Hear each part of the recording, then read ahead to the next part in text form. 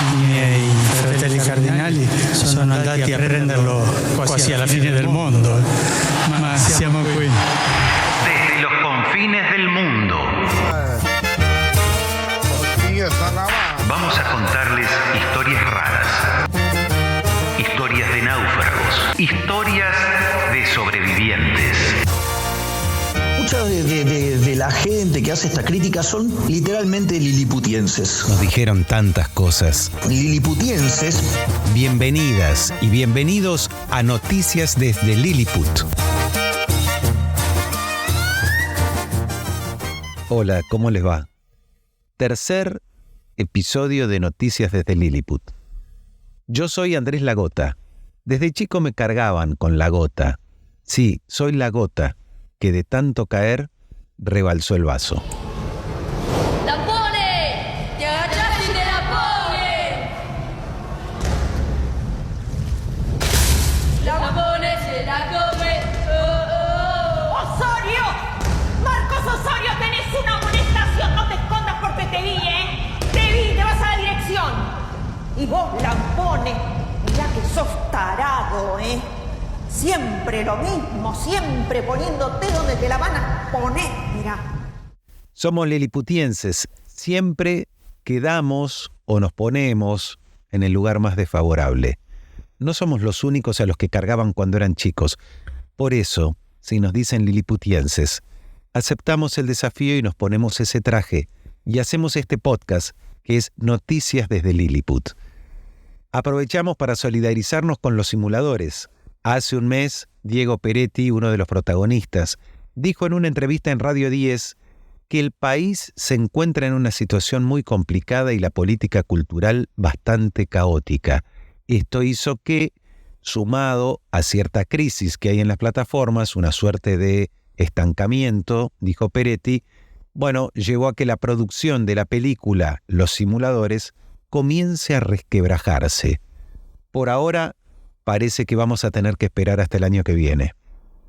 Y como podcast, Noticias desde Lilliput, seguimos creciendo de episodio en episodio. Y queremos agradecerles por eso. Cada vez más oyentes nos están haciendo llegar sus comentarios. ¿Qué les gusta? ¿Qué no les gusta tanto? Y esta semana también crecimos en los canales a través de los cuales podemos comunicarnos, donde nos pueden dejar sus opiniones, sus me gusta, suscribirse para recibir novedades entre episodio y episodio. Tenemos un número de teléfono. Para los que están en el resto del mundo es +54 911 30 96 91 72. Para que nos dejes mensajes en los canales de Telegram y WhatsApp. También nos podés seguir en el canal de Telegram. @Noticias desde Lilliput, todo junto, y en WhatsApp como Noticias desde Lilliput. También tenemos un canal. Suscríbanse porque ya estamos publicando contenido entre episodio y episodio. Y allí vamos a poner algunas encuestas que queremos que contesten, que nos den algunas pautas de cómo seguir. En Instagram estamos como Desde Lilliput, en Facebook como Noticias desde Lilliput, en TikTok como @noticias.desde.li, parece chino, ¿no?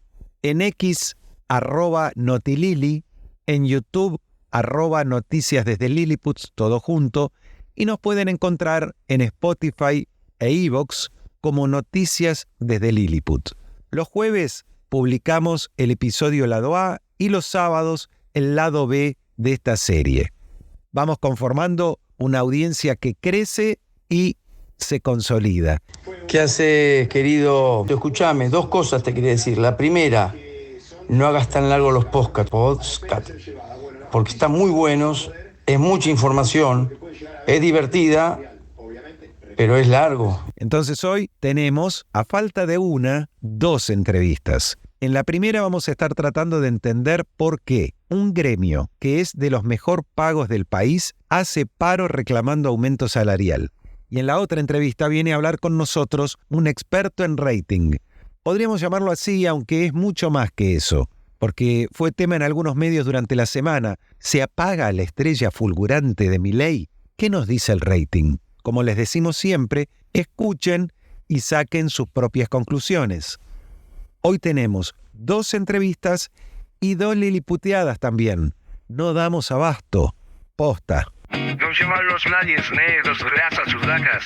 Vamos a volver a poner la voz en un coro multicolor. Desde el confín del mundo nuestra voz se siente. Liliputeadas de la semana.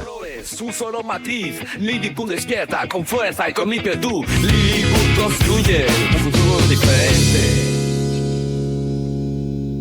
La primera tiene que ver con lo que pasó el domingo pasado.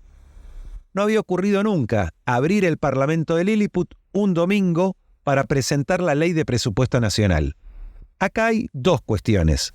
La primera es por qué hacía falta tanto show, tanta sobreactuación, y si finalmente dio resultado. Y siempre nos preguntamos lo mismo. ¿Por qué hacía falta tanta sobreactuación? Vamos a hablar de esto en un rato. La segunda es el contenido de lo presentado. Y nuevamente el mantra volvió a repetirse. Hoy venimos aquí a ponerle un cepo al Estado. Este proyecto de presupuesto que estamos presentando hoy aquí tiene una metodología que blinda el equilibrio fiscal sin importar cuál sea el escenario económico. Esto significa que, independientemente de qué ocurra con la economía a nivel macro, el resultado fiscal del sector público nacional estará equilibrado. Este blindaje fiscal abre una nueva página en nuestra historia, hasta ahora desconocida. A partir de ahora, la Argentina será solvente, con la consecuente baja del riesgo país, de la tasa de interés y, en consecuencia, el aumento de la inversión, de la productividad, del salario real y, en definitiva, la caída de la pobreza y de la indigencia. Hay varias cosas en esta frase que resume todo el discurso. Varias cosas que al día de hoy no se verifican y no pueden explicarse solamente con el efecto herencia. El cepo al Estado rige desde que no fue derogado el decreto de necesidad de urgencia 70, el número 70, y desde que se aprobó la ley Bases. Se reclama el equilibrio fiscal, el déficit cero, se limita a la emisión. Ahora el nombre es blindaje fiscal. Los memoriosos se acordarán del otro blindaje, ¿no? El de Cavallo. Terminó en la mayor apropiación estatal de los depósitos privados de miles de ahorristas. Esa sacrosanta propiedad privada que nunca se toca, bueno, Cavallo la tocó. Es cierto, eran otras épocas, pero ¿no se le ocurrió otro nombre que no fuera blindaje? Y a partir de este blindaje, como aquella vez, parece que las consecuencias se van a suceder mágicamente. Baja el riesgo país, que quiere decir cuánto le cuesta al Estado de Lilliput conseguir plata afuera, préstamos nuevos. Bueno, no se verifican ninguna de las dos cosas. Ni bajó tanto el riesgo país, ni un especialista como el ministro de Economía, Toto Caputo, pudo conseguir plata afuera. Y encima, la devaluación gradual que se propone desde Economía choca con dos piedras: la cotización del dólar paralelo y la política del Fondo Monetario, que pide devaluación y unificación cambiaria. La baja de la tasa de interés tampoco se verifica. Tampoco el consecuente aumento de la inversión. La Unión Industrial Argentina dijo que había aumentado la actividad en julio, pero volvió a bajar en agosto, y las inversiones que se prometen con el RIGI son todas vinculadas al extractivismo y ramas muy selectas de la industria y el comercio virtual. Hasta ahora hay poco concreto. Sobre la caída de la pobreza y la indigencia, si no salís a dar una vuelta por la calle, por las rutas y chacras, pongámosle, de todo el país, bueno, si no hacen eso, pregúntenle a la UCA cómo le están dando los números. O pregúntale a tu abuelo cada cuánto come y cada cuánto toma los medicamentos. ¿Pero podemos pensar desde otro lugar? ¿O tenemos que adoptar la idea de pacto de la Moncloa sobre esta cuestión de que todos acuerdan en el déficit cero y así transitar los próximos 3 años y medio por lo menos? Siempre se dice que no hay plata, y la ley de presupuesto liliputiense nos permite ver qué plata hay o habría y en qué se va a gastar. No va a jubilaciones, que son las que más aportaron al ajuste fiscal. No va a educación, no va a universidades y no va al desarrollo científico. La periodista Laura Serra en el diario La Nación señala algunas paradojas de este presupuesto 2025. Por ejemplo, el gobierno suspende la ley de financiamiento educativo y duplica la partida para la CIDE. En este proyecto que presentaron el domingo, propone una suba del 28% del presupuesto universitario, cuando la inflación fue de, interanual y una suba del 94% para el organismo de inteligencia, mientras da marcha atrás con la ley que garantiza 6 puntos del PBI para la educación media e inicial. Pero esa pasión irrefrenable por dibujar. Por ejemplo, se prevé un crecimiento del 5% y una inflación proyectada del 18,3% para todo 2025, es decir, un 1,5 por mes. Hay serios riesgos con este garabateo de repetir lo que siempre criticaste. La inflación, que se espera hasta fin de este año 2024, implica que hasta diciembre tendría que caer 3 puntos, quedar en 1,2% los últimos 3 meses y 1,4% en enero y febrero. Ya, ¿qué querés que te diga? Con estos números empezamos mal. La obsesión sobre el déficit cero. Ahora, después de la última carta de Cristina Kirchner, varios columnistas de distintos medios dicen que es el nuevo pacto de la Moncloa. Tácito, porque acordamos, pero hacemos como que no. Parecen todos de acuerdo en el déficit cero, para lo cual parece que no hay que emitir, pero se emite para comprar dólares, para tener más reservas. ¿Más reservas para qué? Para pagar deuda. Y parece que la razón del déficit fuera solamente la emisión y el gasto público. Nadie habla de los millones de dólares que se van cuando los grandes dueños de campos y cerealeras fugan los dólares que se compraron con pesos que obtienen después de vender las cosechas. Esta fuga, esta evasión, el presidente lo señala como héroes. Esa plata no va a la producción y las grandes empresas extranjeras giran ganancias al exterior y esa plata tampoco queda en la producción dentro del país. Entonces, las razones del déficit, de la falta de respaldo de la moneda liliputiense, hay que buscarlas ahí. Si se emite para comprar dólares para pagar deuda y el resto de la producción se va, el déficit va a seguir siendo un problema y la inflación se va a mantener. Si buscamos curros de lo que se llama casta, tenemos que poner el foco en estos curros. El resto son vueltos, grasita, aceite para que esta economía fluya. Hay que cortar con ellos seguro.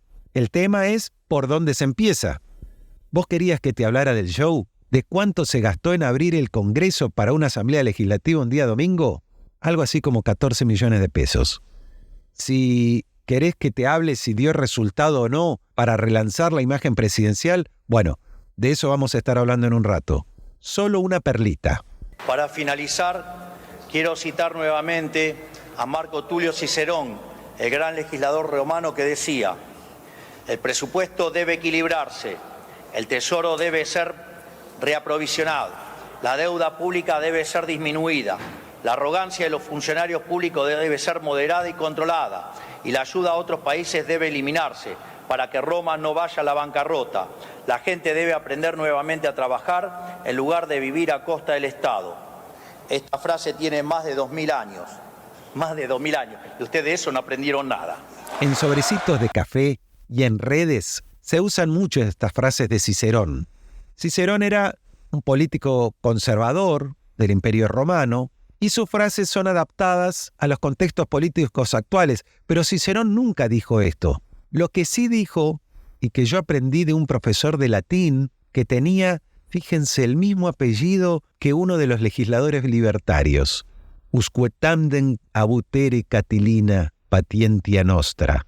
Esta frase es la inicial del famoso discurso de Cicerón conocido como las Catilinarias, una acusación en el Senado romano contra Catilina. ¿Hasta cuándo abusarás, Catilina, de nuestra paciencia? Una frase falsa. La otra es cierta. No llevarlos nadie negros, razas, sudacas. Vamos a volver a poner la voz en un coro multicolor. Desde el confín del mundo nuestra voz se siente. Liliputeadas de la semana. Un solo matiz, Lilliput despierta con fuerza y con ímpetu. Lilliput construye un futuro diferente. Dijimos que teníamos 2 liliputeadas. Mientras estábamos preparando el escenario para la presentación del presupuesto de Lilliput el domingo, entre jueves y viernes pasado, hubo otro deschave, después de la publicación de nuestro segundo episodio.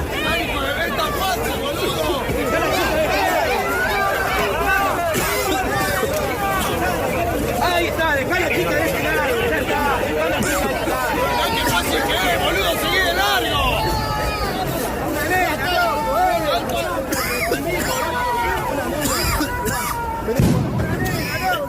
Indignación total por esta niña de 10 años que fue gaseada por la Policía Federal. Ya se venía hablando de que la policía estaba usando esas garrafas de gas irritante contra manifestantes a una distancia muy corta y que producía quemaduras. Bueno, el jueves, en medio de la movilización que aunaba el reclamo por el veto a la ley que establece la fórmula de recomposición jubilatoria y la aprobación de una ley de financiamiento para las universidades, que resulta que también está con veto comprometido, aparece esta situación que ilumina varias cosas. Primero hubo un montaje burdo. Frente a una niña gaseada, el Ministerio de Seguridad y la Policía Federal, que está a su cargo, difundieron un video donde una supuesta manifestante que llevaba puesta una campera naranja, como una boya, para que todos y todos la vieran, sobre todo la vieran desde la cámara que estaba filmando para después difundir el video. Esta supuesta manifestante aparece supuestamente tirándole gas a la niña y a su madre. Vieron cómo son los canales de cable, ¿no? Hablan horas y horas sobre los mismos 10 segundos de imagen, pero nadie se puso a pensar por qué sería que esta supuesta manifestante que supuestamente iba a contragasear a la policía iba tan llamativamente vestida. Bueno, así como apareció el video A, también apareció el video B, donde se desmonta el montaje y dejan al descubierto un modus operandi. Supuestamente ese gas pimienta había dado sobre una nena de 10 años, pero después hay otro video que revela que un policía es el que termina agrediendo y gaseando a esa nena, ¿no? Quiero que el presidente de la República también eche a la ministra Patricia Bullrich, a la viceministra, y también que vuele por los aires el señor vocero del ministerio. A mí no me van a enchastrar, no van a enchastrar ni a mí, ni a mi equipo, ni a este canal. No nos van a enchastrar, no nos van a usar para hacer una operación burda, asquerosa de fake news. Si la van a hacer, sean más prolijos, parece querer decir Eduardo Feynman. En otras épocas se trabajaba de otra manera. Esto dio lugar a que los periodistas, que no eran acusados de ensobrados hasta el viernes, ahora se reivindiquen como ensobrados. Pasó a ser un estandarte. ¿Cómo va, Edu? ¿Todo tranquilo? Muy bien, sí. Muy bien. Mejor, imposible. Mejor que nunca. Mejor, sí. Más ensobrado que nunca. Sí. Bueno, recién José más todo, más ensobrado que nunca. Sí, lo estaba escuchando que decía más José. Troll periodista que nunca. Viste que ahora los periodistas somos los trolls. Ahora resulta que los periodistas somos los trolls. Bárbaro.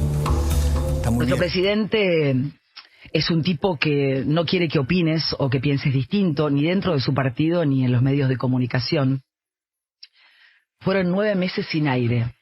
Y por decir la verdad me quedé afuera, en 2 lugares, donde todos sabían que lo que yo estaba diciendo era la verdad.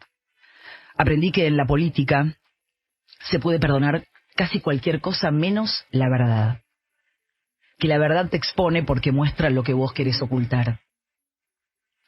Este es un gobierno que le tiene pánico a la libertad de expresión. Yo pasé de ser una periodista amiga a que pidan mi cabeza en La Nación Más y en El Observador. El presidente me dejó sin radio y sin televisión. El mismo tipo que un tiempo atrás había pedido de muy buena manera que le presentara en la Feria del Libro su libro, y yo de todo corazón fui y lo hice cuando me enteré al poco tiempo que el libro también era un plagio. Sí, como decía Mozart, così fan tutte, eso es lo que hacen todos. Pregunto, si el video de la supuesta manifestante gaseando a una niña de 10 años fue un montaje con pruebas falsas, ¿qué tenemos que pensar del corredor inmobiliario al que le allanaron la casa porque supuestamente era parte del comando extremista vegano que había atentado contra el presidente de la sociedad rural? Aunque después lo desmintieron, porque en la heladera le encontraron milanesas de carne y la única prueba era una guía T donde tenía marcada con un bolígrafo el predio rural de Palermo. ¿Y qué tenemos que pensar de la denuncia de enero de este año, cuando la ministra aseguró que se detuvo a 3 sirio-libaneses que estaban armando un ataque en la Argentina. Como dijo Raúl Colman en Página 12, una denuncia poco fundada que no se concretó. No eran 3 sirio-libaneses, sino uno solo y sin antecedentes. No hubo encomienda con explosivos. Todo falso. Inventamos videos, inventamos frases de Cicerón. Esto es Lilliput. Pero lo de la niña de 10 años es reincidencia. Por eso decimos modus operandi. De una funcionaria pública, varias veces reincidente, fue funcionaria de los gobiernos más variopintos. Y entonces el tiro por la culata, o como se dice en algunos países de Centroamérica, los pájaros le tiran a la escopeta. Una niña de 10 años, gaseada, junto a su madre, por la policía, hizo parar todo. Así no.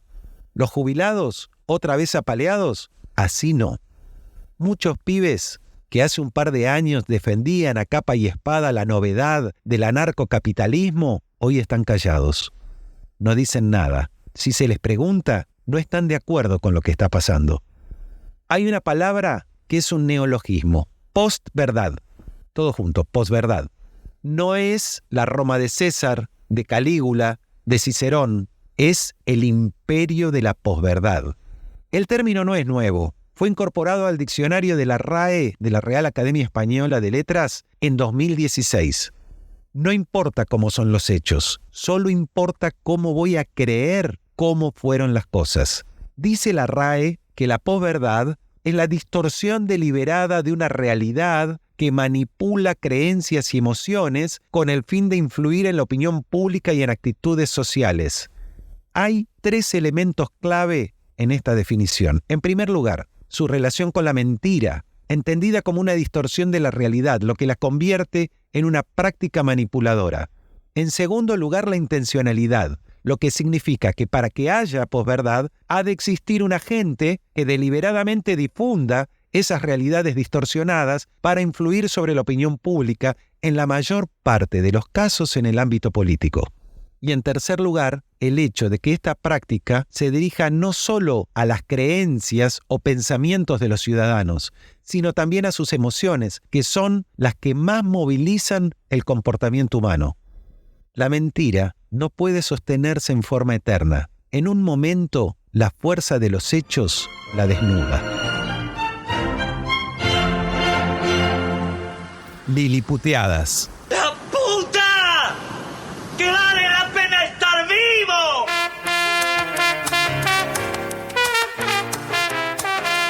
Liliputeada. Evento que nos ayuda a contar lo que pasa en una tierra que a menudo nos duele, pero que queremos entrañablemente. Es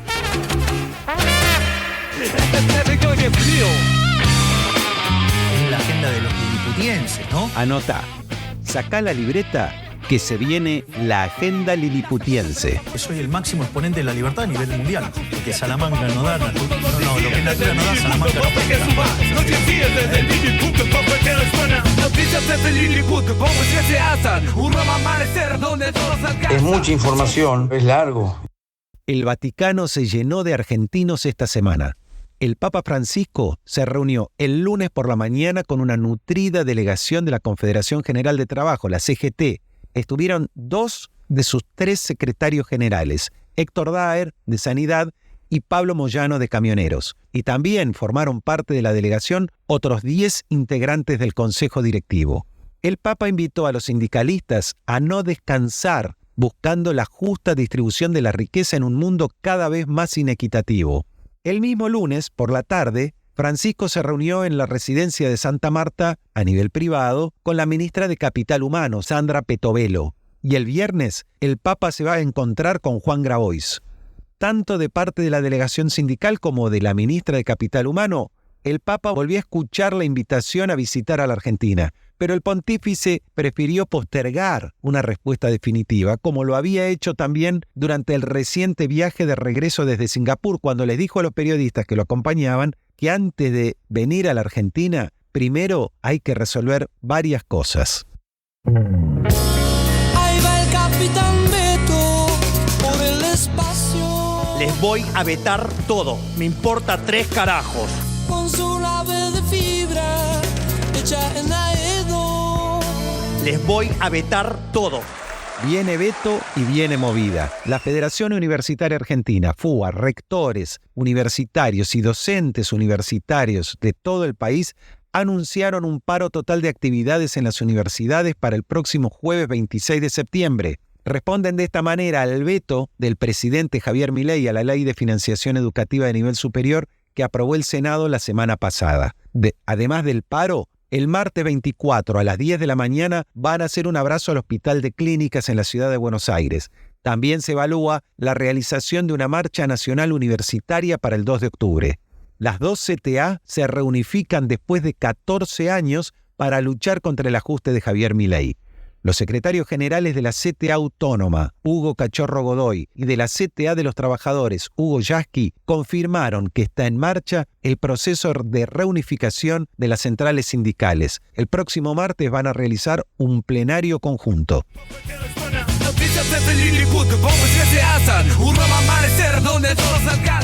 Estuvieron cortando los accesos al puerto de Rosario casi una semana.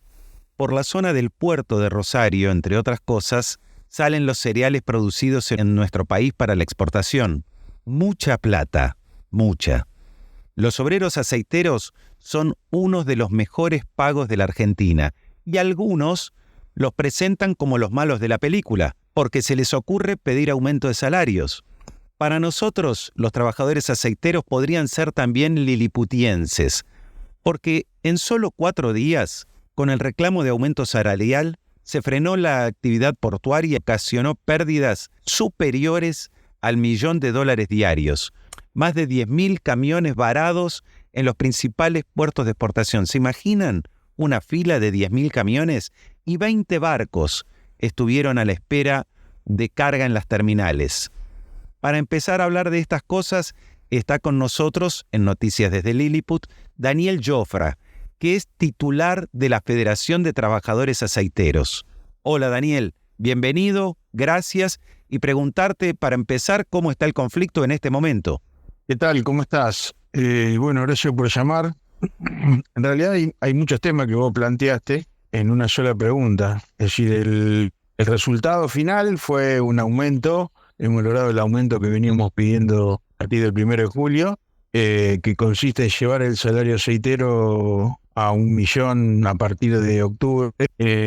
A partir del 1 de julio estábamos en 1.240.000 pesos. Lo que se hizo fue dar un 15% para el 1 de julio, sumarle un 5% el 1 de agosto y pasar a partir de octubre en un 26%, como para que vos tengas una idea en porcentaje. Un 26% para la primera categoría, o sea, para la de peón, que lleva a 1.560.000 pesos para el que recién comienza, para el que barre, para el que no tiene ningún tipo adicional. Esa es la cifra que se arregló a partir de que hicimos una huelga de 7 días. Nosotros no cortamos los accesos. Los accesos nosotros hacemos huelga, nosotros no cortamos accesos. Los accesos se cortan debido a la gran cantidad de camiones que llaman a la empresa a pesar de la huelga, no porque no puedan entrar, sino porque no hay nadie para descargar. Es importante, Daniel, esta aclaración, porque durante el conflicto, la ministra de Seguridad, Patricia Bullrich, había anunciado la puesta en marcha de un comando unificado antibloqueos y piquetes, justamente para la zona del Puerto Rosario, para Vaca Muerta, para Bahía Blanca. Dicen que buscan reforzar la seguridad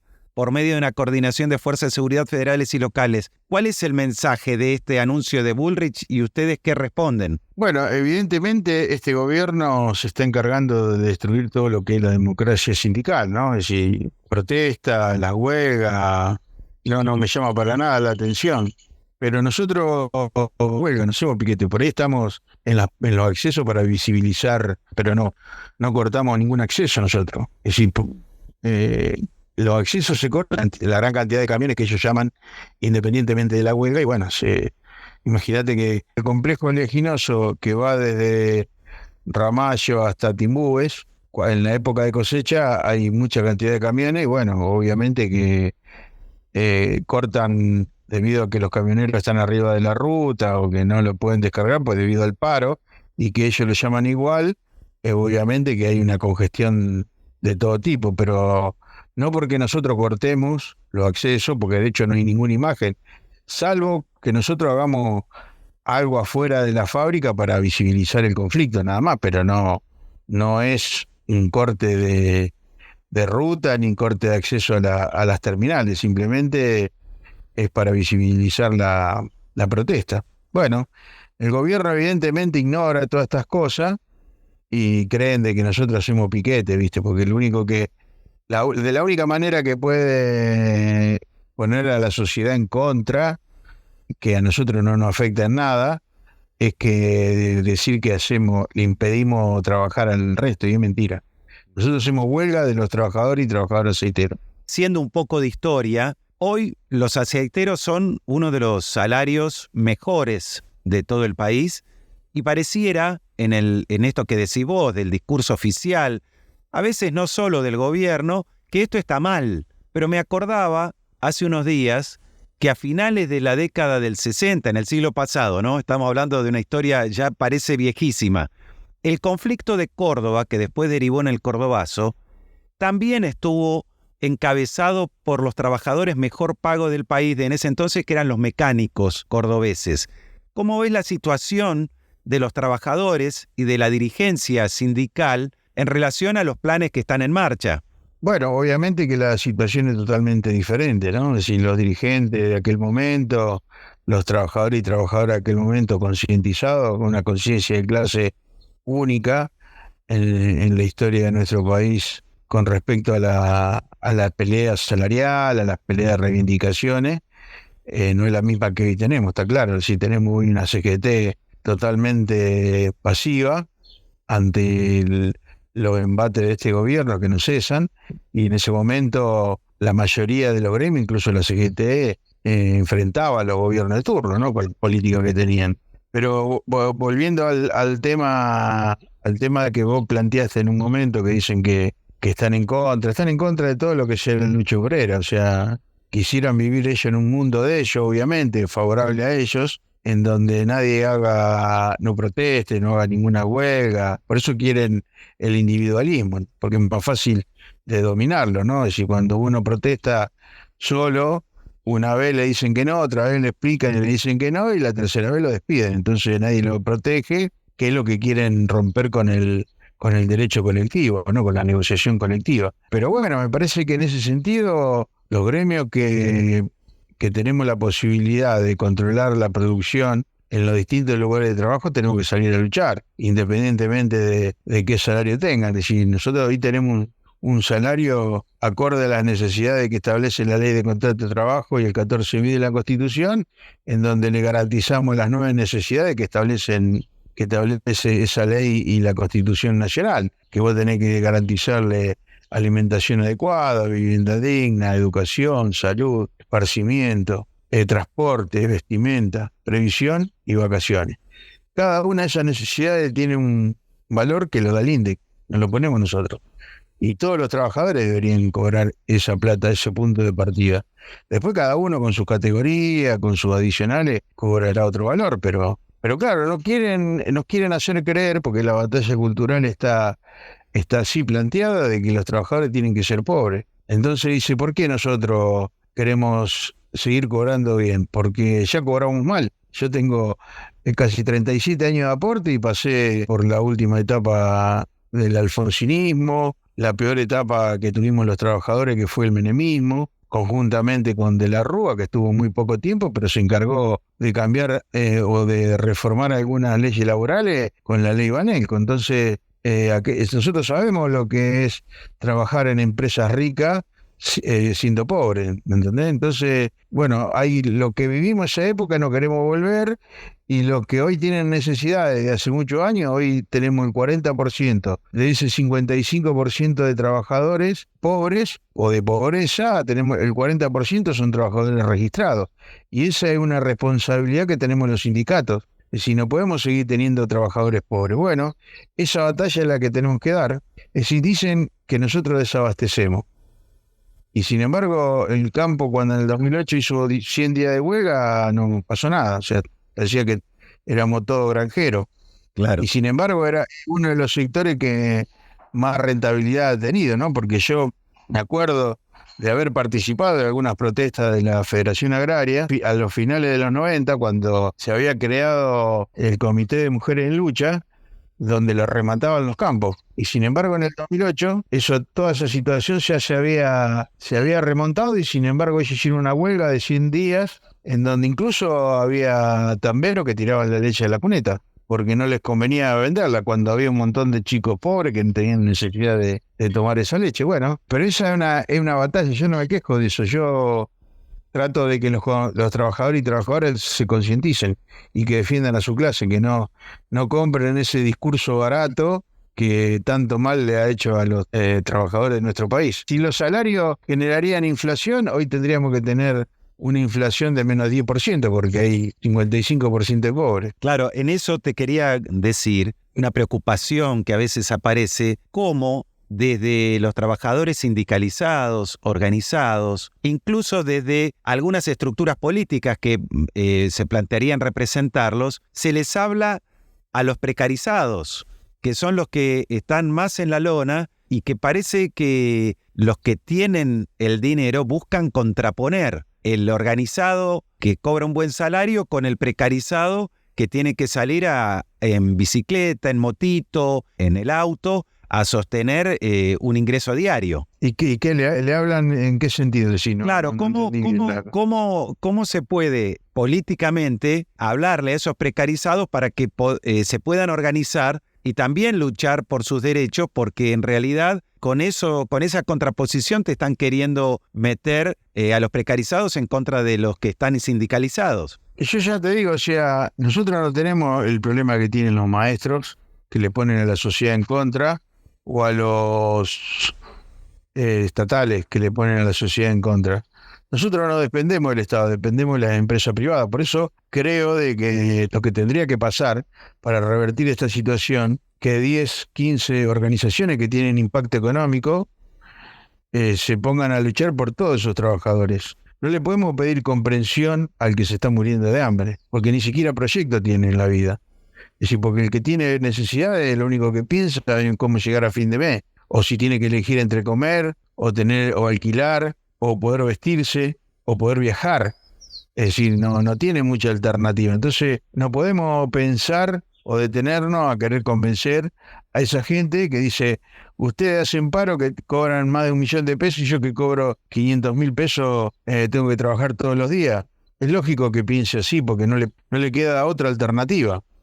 Bueno, por algo uno cree siempre en la ilusión de poder ganarse la quinela, la lotería, para poder salir de esta vida indigna que tienen como trabajadores y no de luchar. Todavía seguimos creyendo en algo. Por eso creyeron en este gobierno que está minado de empresarios y detesta a la clase trabajadora. Pero bueno, nosotros como representantes de trabajadores y trabajadoras privadas, y con el impacto económico que tenemos en el país, tenemos que seguir luchando, porque no podemos decir, bueno, hoy hay un montón de trabajadores que son pobres. Bueno, será una responsabilidad de cada sector, y nosotros tenemos la responsabilidad de enfrentar a este gobierno. Esa es la responsabilidad que queda, porque está claro de que la CGT no lo hace. Entonces, porque ellos lo han manifestado, de que no hay motivo como para ir a la huelga, no hay motivo para manifestar. Bueno, yo considero de que sí, que hay mucho motivo. Creo que la flexibilización laboral, la ley bases, fue uno de los motivos y no se hizo absolutamente nada, o lo que se hizo fue insuficiente. Entonces me parece que aquellas organizaciones que tenemos buenos salarios y que le aportamos mucho al Estado, creo que tenemos que salir a enfrentar este modelo económico que vino evidentemente a destruir a la clase trabajadora y a los convenios colectivos. Bueno, todo lo que sea colectivo lo va a tratar de destruir, y lo está haciendo evidentemente. Una duda que me quedó a mí de hace ya varios años, parece que fuera histórica, pero hubo un momento en que en esa zona donde están ustedes, donde se produce, donde se comercializa la riqueza que se produce en nuestro país, en las barrancas del Paraná, estuvo en discusión la nacionalización de Vicentín, y eso podría haber abierto una situación donde el Estado podía intervenir en un mercado muy concentrado, donde hay 5 grandes empresas exportadoras. ¿Cómo ven ustedes desde los aceiteros esta ida y vuelta que hubo con Vicentín, y qué se hubiera podido hacer? Bueno, nosotros cuando fue el anuncio de Fernández, el expresidente, nosotros veíamos con buenos ojos, no por ser partidarios del gobierno anterior, sino porque consideramos que la intervención en el Estado, que lo hace de hecho, lo que pasa es que muy pocos lo ven. Cuando estatizan la deuda de los privados, eso también es una intervención del Estado. Entonces nosotros lo que queríamos en ese momento era de que intervengan. Nacionalizar es un título que, y más al gobierno anterior le quedó muy grande, pero sí intervenir, primero para que paguen la deuda, porque fueron unos estafadores, y después porque una deuda que la tenemos que pagar entre todos los argentinos. Eso, y que la tienen ellos, no es una deuda privada, es una deuda que si no se paga la estatizan. Entonces la seguimos pagando nosotros. Segundo, porque el hecho de que intervengan los gobiernos en este tipo de empresas le va a dar la posibilidad de que haya más controles. Por eso se unificaron las empresas, las agroexportadoras, en defender a Vicentín. El problema no era de que tenían miedo que se funda Vicentín. El miedo de ellos era que haya más controles para poder hacer los negocios que vienen haciendo hace mucho tiempo y de poder seguir llevando la plata afuera. Entonces, en ese momento, y para nosotros era como un mensaje revolucionario. Pero bueno, evidentemente no le dio el piné al presidente en ese momento y volvió para atrás una semana antes de que se caiga el decreto. Bueno, son cosas que ocurren en este país, pero me parece que, insisto en esto, y quiero recalcarlo, yo creo que hay que empoderar al movimiento obrero y no pensar de que va a venir un mesías político que nos va a salvar. Seguramente nos va a salvar una política más inclusiva y que tenga en cuenta a los trabajadores, que somos realmente lo que producimos en este país. Si te pones a pensar, incluso hoy el Estado a través de los legisladores no funciona, porque si hacen algo en contra de lo que quiere el presidente, lo vetan. Entonces, si estamos gastando 1.700 millones de pesos por mes en legisladores que no funcionan como corresponde. Y nosotros sí, nosotros en pandemia tuvimos que salir a trabajar, se nos murieron los compañeros infectados dentro de los lugares de trabajo, porque éramos imprescindibles, éramos indispensables. Entonces, ¿quién le garantiza el sustento económico al Estado? Son los trabajadores. Por eso yo considero de que hay que empoderar al movimiento obrero a través de sus dirigentes sindicales y no los partidos políticos. A mí, sinceramente, la política partidaria me interesa muy poco en función a que si nosotros no nos fortalecemos, cualquiera va a querer hacer lo que quiera o con cualquier excusa, ¿no? Daniel Jofra, te quiero agradecer este encuentro aquí en Noticias desde Lilliput y quedan abiertas las puertas para volvernos a encontrar en cualquier momento. Dale, un abrazo grande, gracias por llamarme. Espero lío. Quiero que se salga afuera. Dirán que estamos locos, que nada va a cambiar, pero todos se preguntan cómo lo vamos a lograr. Dirán que estamos locos, que nada va a cambiar, pero todos se preguntan cómo lo vamos a lograr. ¿Cómo? Rompiendo los huevos, rompiendo los huevos, rompiendo los huevos, rompiendo los huevos, rompiendo los huevos, rompiendo los huevos, rompiendo los huevos, rompiendo los huevos, rompiendo los huevos, rompiendo los huevos. El tema del rating del discurso del presidente para presentar el proyecto de presupuesto 2025 por cadena nacional fue una preocupación en la Casa de Gobierno de Lilliput durante toda la semana pasada. Claro, con el diario del lunes y los números sobre la mesa, parece que la jugada no salió como esperaban. Y como con todo, se armó la polémica. Están quienes analizan que desde la apertura de sesiones ordinarias del 1 de mayo hasta hoy, el rating de las presentaciones presidenciales cayó un 10%. Otros contestan que esto se equilibra con los canales de streaming libertarios que tienen muchos miles de visualizaciones. Y la réplica a este argumento es que las menciones en redes a la figura presidencial también cayeron. Incluso esas mismas visualizaciones en streaming están en baja.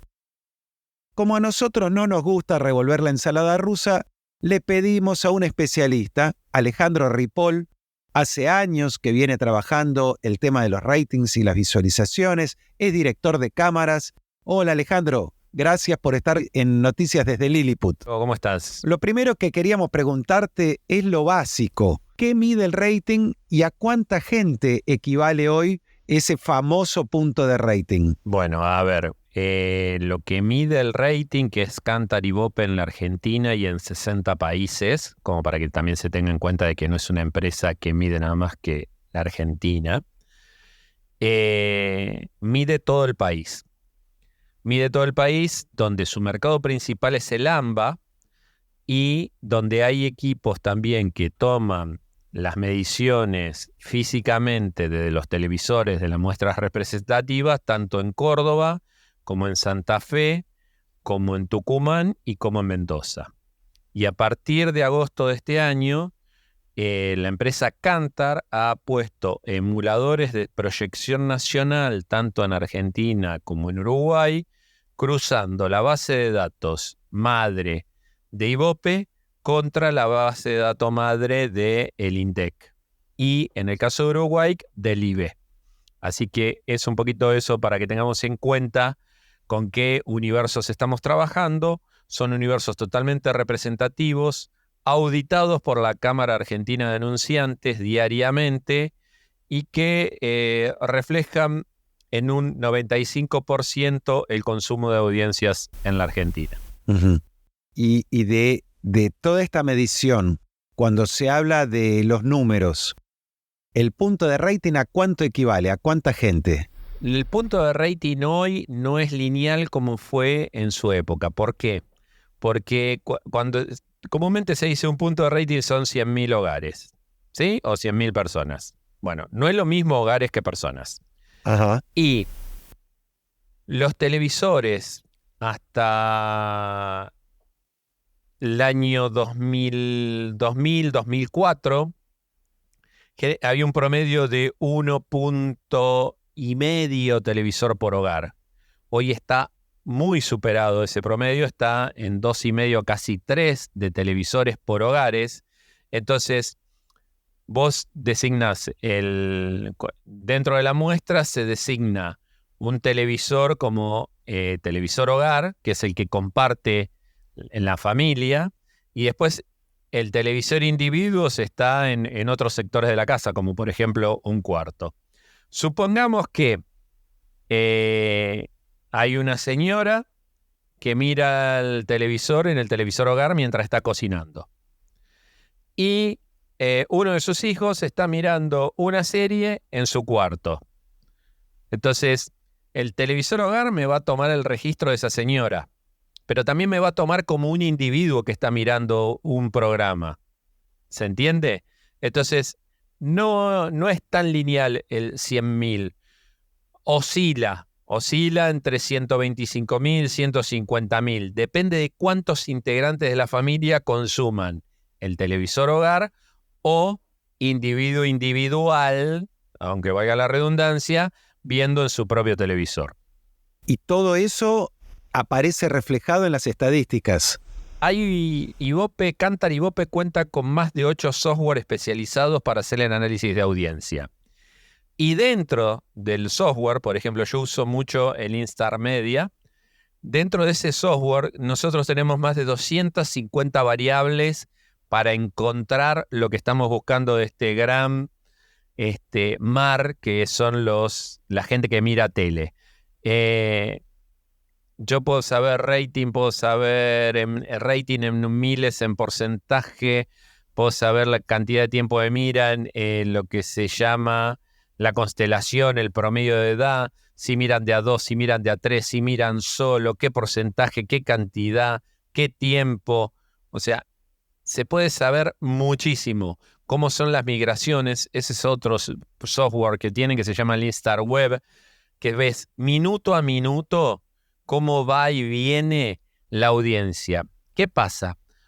Uno viene preseteado y dice que la audiencia que va y viene siempre es la misma. O sea, siempre nos imaginamos al mismo sujeto haciendo zapping. No, por ahí hay uno que va a un canal y otro sale de ese canal y va para otro lado. No es que ese mismo fue por ese canal, rebotó y sigue.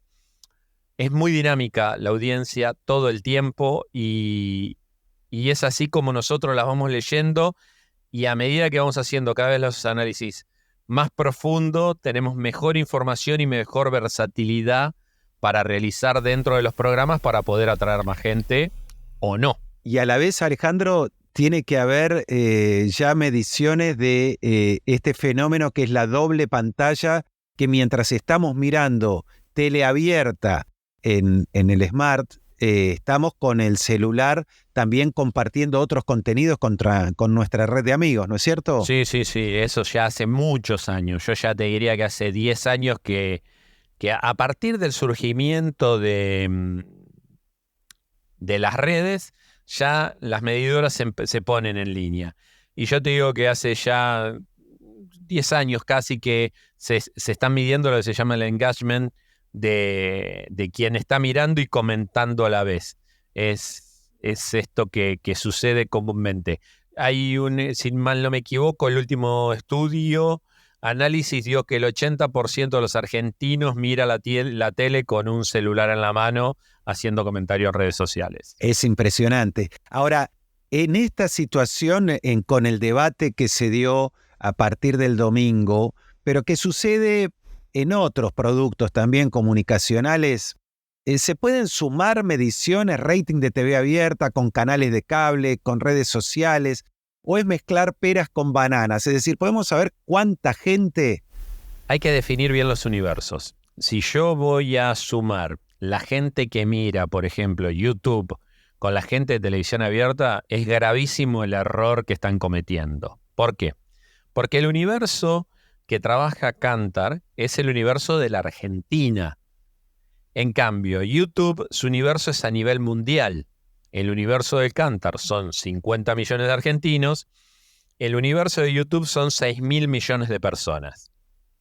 Entonces, si hiciera un análisis profundo dentro de YouTube, que tiene la posibilidad de hacerlo, me puede decir cuántos argentinos o cuántas personas físicamente en Argentina vieron el programa. Pero no me puede decir si son argentinos, tampoco me puede decir la edad, tampoco me puede decir en qué condición los están viendo, que es muy distinto a la medición de Kantar, que sí me dice la edad, sí me dice dónde, cuándo, cómo, me da todo, porque hay un aparato dedicado a representar esta muestra. Entonces, es muy, muy grosero el error de sumar gente de YouTube más gente de lo que es la medición de mercado como se entiende tradicionalmente. Bien, y esta situación de tanta fruición de pantallas, de dinámica, de poder estar viendo tele, no sé, en el colectivo, en el tren, en el subte, ¿cómo ves vos esta comunicación que cada vez más se va a proponer como un ecosistema multiplataforma?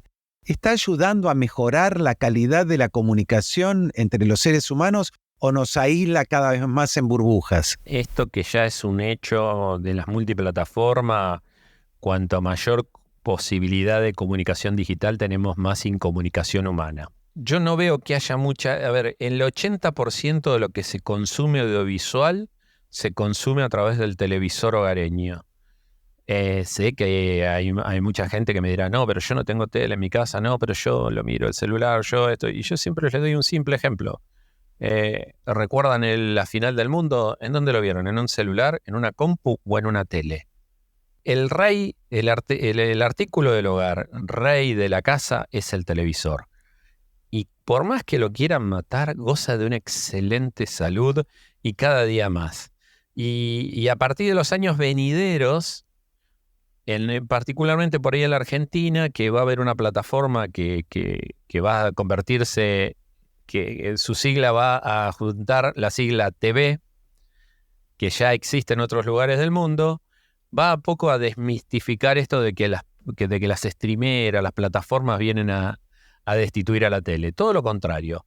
Todas las streameras están tomando el modelo de conducta de telespectador y lo están aplicando en su plataforma. Todos nosotros, los que no estamos suscriptos a un premium, por ejemplo, de YouTube, mientras estamos visualizando algo, en el medio de lo que estamos visualizando entra una tanda. ¿Eso no es similar a la tele? ¿No es que las streameras ahora estrenan capítulos un día a una hora determinada, como hacía en la vieja época de los 80, por ejemplo, Romay, que estrenaba capítulos de Miami Vice los martes a las 21, es más tele de tele. No soy tele, pero hago lo que dice la tele. Cambiar para que nada cambie. Así que para mí va por ahí. Quizá la pregunta, Ale, tenía un poco una trampita que no tenía que ver tanto con el dispositivo cuando me refiero a la calidad de comunicación, sino que percibimos que hay una comunicación muy tensa, ¿no? Muy desde el epíteto, desde la calificación o de la descalificación, desde lo emocional y con una caída en la argumentación, en la reflexión. A eso me refería con la calidad de cómo nos comunicamos. Coincido plenamente con vos. Por eso te decía que cuanta mayor tecnología teníamos, más aislados estábamos. Pero esta mucha comunicación digital que hay es de baja calidad y muy agresiva. Pero es una particularidad que tiene, en especial la Argentina, con su nivel de consumo y de uso de X, viejo Twitter. Para mí X es como cuando nos juntábamos con los vecinos del barrio y sacaba la silla, preparaba el mate y hablábamos de todos los vecinos y arreglábamos y desarreglábamos el mundo sentados en la vereda del barrio. Bueno, es como que Twitter es la vereda del barrio, criticamos a todo el mundo, pero no pasa de ahí. Y nuestra esencia se ve que argentinos es esa, la de criticar y no ir de ahí. Hay mucho nivel. Es una mezcla de director técnico con la tota y la porota. Ni siquiera director técnico, se cree director técnico y ni siquiera ha estudiado 10 segundos el reglamento. Eso también pasa. Tenemos muchos directores técnicos, pero muy pocos se han formado. Bueno, Alejandro, y este martes que viene, 24 de septiembre, a las 13 horas, en el marco de la Semana de la Comunicación que organiza el Centro de Estudiantes del ISER, vas a estar dando un workshop junto a Leonardo García precisamente sobre rating en medios. Quienes vayan hasta el ISER, ¿qué se van a encontrar allí? Y los que vengan acá, espero que se encuentren con algo que los divierta, que los apasione, que puedan ver las métricas desde otro lado, que no es un Boca River, te gané, me ganaste, tengo 100.000 seguidores, no tengo 800.000 views, sino que entiendan la versatilidad de las distintas herramientas y cómo usarlas en el lado positivo de esto. ¿En qué sentido? Más allá de la competencia o el te gané o me ganaste, lo que yo busco con las métricas es sumar gente a los distintos emprendimientos que tengo. Esto de ganar, está bien, sí, soy competitivo, me gusta ganar, pero me gusta que ganemos todos, que todos podamos sumar gente, por ejemplo, a la televisión abierta. Es un desafío y es una herramienta que muy pocos profesionales de la televisión en todos sus aspectos utilizan. Muy pocos. Así que bueno, si la nueva generación logro, no sé si convencerlo, logro mostrarle el lado bueno y la utilidad de las métricas, ojalá ellos cuando estén ejerciendo su profesión lo puedan sumar y sea para el bien de todos, ¿no? Muy bien. Muchas gracias, Alejandro, por participar de este episodio de Noticias de Lilliput, traernos precisión en un tema del que se habla mucho, pero hay muy poquitos que saben. Y a todos quienes quieran asistir, les recomendamos que las jornadas de la Semana de la Comunicación van a ser en el ISER, en Avenida Ramos Mejía 1398, barrio de Retiro de la ciudad de Buenos Aires, y allí va a estar el martes 24 de septiembre a las 13, Alejandro Ripoll, que acaba de estar con nosotros. Gracias, Ale. Gracias a ustedes y los esperamos y bueno, hasta un próximo encuentro. Dirán que estamos locos, que nada va a cambiar, pero todos se preguntan cómo lo vamos a lograr. Dirán que estamos locos, que nada va a cambiar, pero todos se preguntan cómo lo vamos a lograr. ¿Cómo? Rompiendo los huevos, rompiendo los huevos, rompiendo los huevos, rompiendo los huevos, rompiendo los huevos, rompiendo los huevos, Y así llegamos al final de este tramo del viaje, nuestro tercer episodio. Y la verdad, tenemos algunas dudas de cómo seguir, sobre todo con qué frecuencia. Así que les pedimos que estén atentos y atentas a las encuestas que vamos a estar compartiendo en redes. Háganos llegar sus comentarios. ¿Qué les gusta? ¿Qué no les gusta tanto? Si son muchos 2 episodios por semana, lado A y lado B o no. Si tendría que ser uno cada semana por medio. Todo eso queremos saber. Nos pueden dejar sus opiniones, sus me gusta, el dedito para arriba y suscribirse para recibir las novedades entre episodio y episodio. Ya les dijimos, volvemos a repetirlo, tenemos un número de teléfono, +54 911 30 96 91 72. Para que nos dejes mensajes en los canales de Telegram y WhatsApp. También nos podés seguir en el canal de Telegram. @Noticias desde Lilliput, todo junto, y en WhatsApp como Noticias desde Lilliput. Suscríbanse porque ya estamos publicando contenido durante la semana, entre episodios, y vamos a poner algunas encuestas allí. Y estamos en Instagram como Desde Lilliput, todo junto, en Facebook como Noticias desde Lilliput, en TikTok como @noticias.desde.li, en X como @notilili y en YouTube como Noticias desde Lilliput. Y nos pueden encontrar en Spotify e iVoox como Noticias desde Lilliput. Suscríbanse, activen las notificaciones y a compartir ideas. Recuerden que cada jueves publicamos este lado A del episodio con una mirada sobre la actualidad y la agenda liliputiense, entrevistas, algunas secciones que van y vienen, incorporamos, las sacamos. Y los sábados, el lado B del episodio. Para quienes nunca leyeron Los viajes de Gulliver, se los leemos nosotros. Hasta el próximo encuentro. Los pueblos que olvidan la historia, hipotecan su presente y venden su futuro. Como lo hacía Julio César, ese emperador romano, con el miedo de los tripulantes, lo juntaba y le decía: no temáis, vais con César y su estrella. Yo les digo a todos los argentinos: no teman, van con Carlos Menem y su estrella. Para finalizar, quiero citar nuevamente a Marco Tulio Cicerón.